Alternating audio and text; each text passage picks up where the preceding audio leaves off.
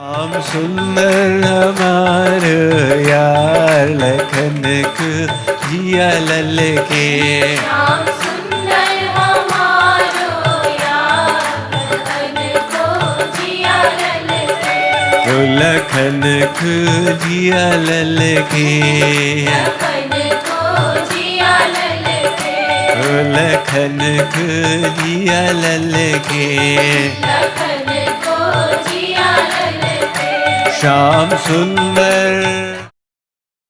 Let us now forget the entire world and bring our attention to Bhagavad Gita, chapter 12, verse 16. Sri Krishna was asked by Arjuna that what does he consider superior, worship of the personal form or the formless? And he gave his verdict in favor of the personal form, because it is easier and gives a closer realization of his personality. He then said, Arjun, you absorb your mind completely in me, surrendering the mind and intellect to me. But if you are unable to do that, then practice absorbing the mind. And if you can't even do this much, do your works for my pleasure. And if that also is a challenge for you, just detach yourself from the fruits of your works. He then elaborated that better than empty rituals is knowledge. Better than knowledge is meditation. And better than meditation is detachment from results, because that bestows peace. He then started explaining the qualities of devotees. And we are now in verse 16. Anapeksha shuchir daksha अनपेक्ष शुचिर्दक्ष udasino gatavyatha उदासीनो गतव्यथः sarvarambha parityagi सर्वारम्भ परित्यागी yo madbhakta same priyah. यो मद्भक्तः समे प्रियः. Translation: those who are indifferent to worldly gain, externally and internally pure, skillful, without cares, untroubled, and free from selfishness in all undertakings, such devotees of mine are very dear to me. So nice. He says, those devotees are dear to me who are indifferent to worldly gain. Why do devotees become indifferent to it? Because they understand that even if you gain the whole world, it will not fulfill the thirst of your soul. All the worldly pleasures cannot satiate the soul which is divine. For the worldly pleasures are material. If I tell you to close your ears and listen to the talk through the eyes, what will you say? Hey Swamiji, how can I listen with my eyes? The subject matter of the eyes is form, and words are the subject matter of the ears. So there's a rule in the material realm. The ears only grasp sound and the eyes grasp form. Likewise, the worldly pleasures are material and your soul is divine. So if one person gets all, yat prithivyam vrihivam hiranyam pashavastriya nahalamekasya paryaptam tasmat trishnam parityajet. The Bhagavatam says, still that Trishna will not be satiated. The Buddha had renounced the world, the son of a king. He was traveling around, he met his father's friend, Raja Prasenjit. Prasenjit accosted him with a question, why have you renounced all the luxuries of your kingdom? The Buddha questioned him, Rajan, you tell me. You are a king, you've got these beautiful queens and darling princes and princesses. Has it brought you even 1 week of joy? Prasenjit hung his head in response. It is like John Rockefeller, the president of the Standard Oil Corporation, who was the wealthiest man in his time. And he is gone down as one of the wealthiest persons in history after discounting for inflation. He said, I had millions.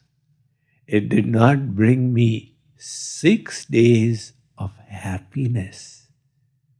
So, a devotee who is clear what is valuable, what is trifling, then they are indifferent to worldly gain. There's a story in the Jain Puran about Raja Bharat's brother. See, Bharat was the son of Rishabhadev, who was the first Tirthankar in the Jain system. So he and his brothers got their kingdoms. There were 9 of them. Actually 100, but the others, 81 became monks and 9 became the Yogishwars and these 9 became kings. But Bharat decided that he wishes to be Chakravarti Samrat. So he launched the Ashwamedh Yagya, where the horse is released. And if anyone stops the horse, then they have to battle Raja Bharat. The horse walked into his brother Bahubali's kingdom. Bahubali said, I've got my share of the kingdom from my father. Why are you casting your eyes upon it? So people suggested that Bharat and Bahubali are brothers. Why have an actual battle? Why not just do a Mal Yudh? Wrestling match. Indian style, not Greco-Roman. So they started the battle. The condition was they will not use weapons.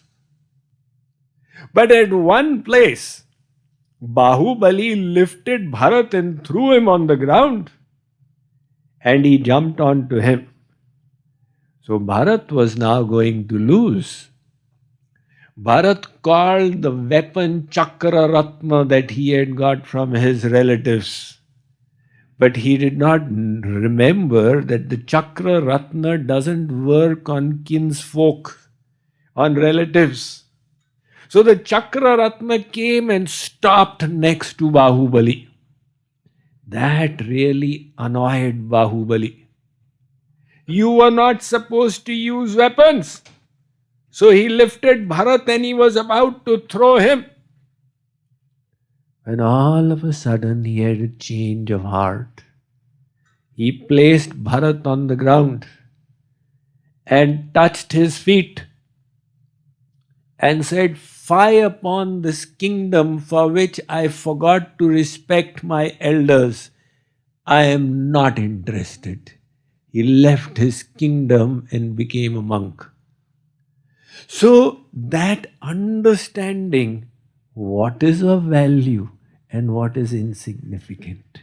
Sri Krishna says those devotees who view worldly gains as insignificant are dear to me. And then he says, Shuchi, Those devotees who are clean. So how do you clean yourself? With Lux and Rexona? The cleaning should start from within. The cleanliness of the mind, which means keeping pure thoughts. So when you are internally pure, you naturally want external cleanliness as well.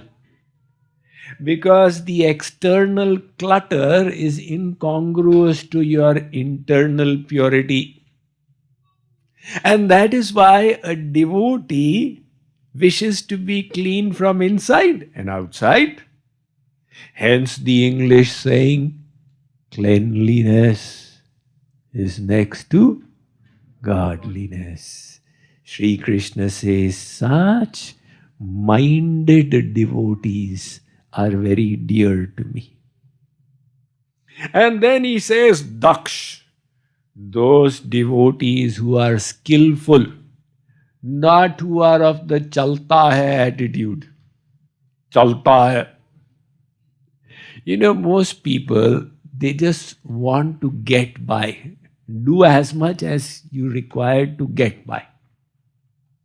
The Gallup organization did a survey of various organizations around the world in 27 cities, and they discovered that in any organization, only 13% of the people are positively engaged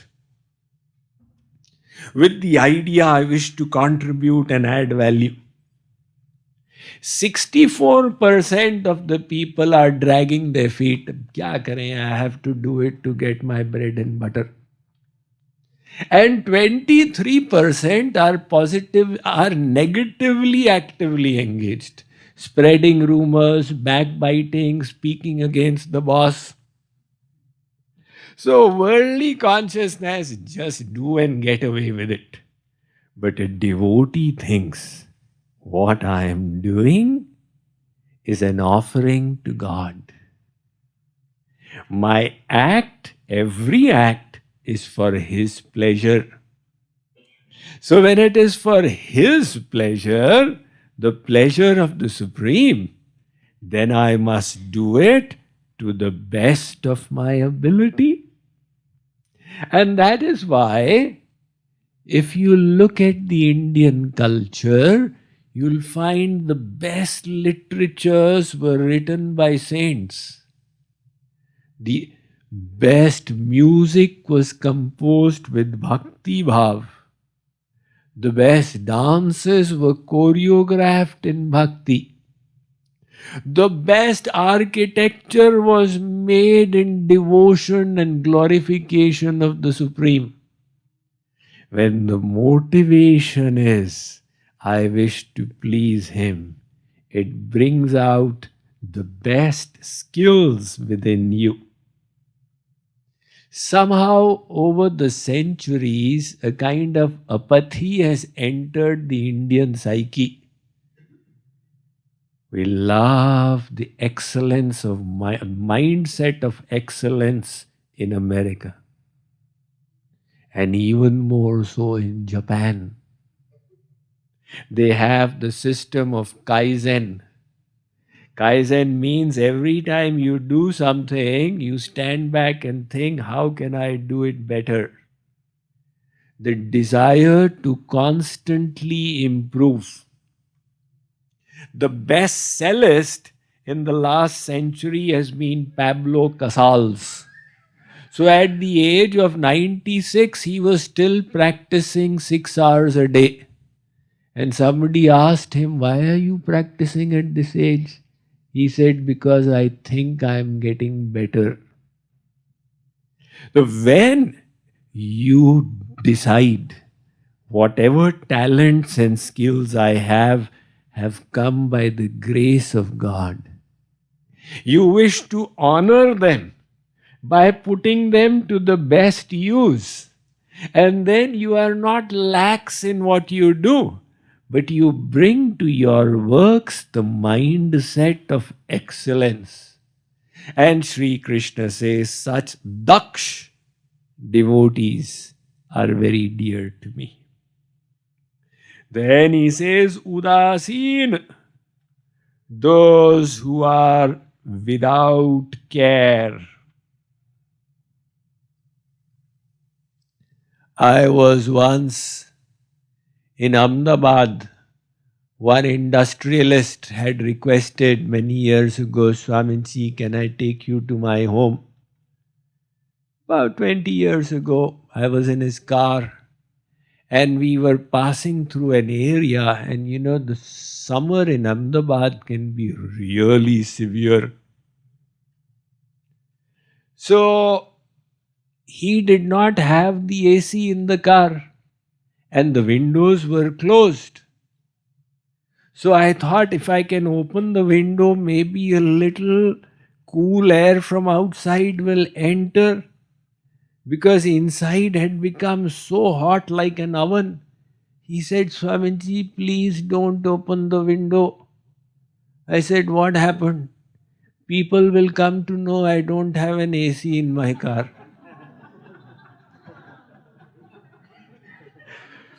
Now this is the excessive care. Sri Krishna says, those who are without care. And why without care? Because they do their best and leave to God all the rest. Whatever comes from Him as His prasad, we will accept it with the prasad buddhi. Teri kripa to kripa hai pyari, tera kop bhi kripa hai pyari. Kripaluji Maharaj writes that God's grace is also a blessing and His anger is also a blessing. Anything that comes from Him is always a blessing.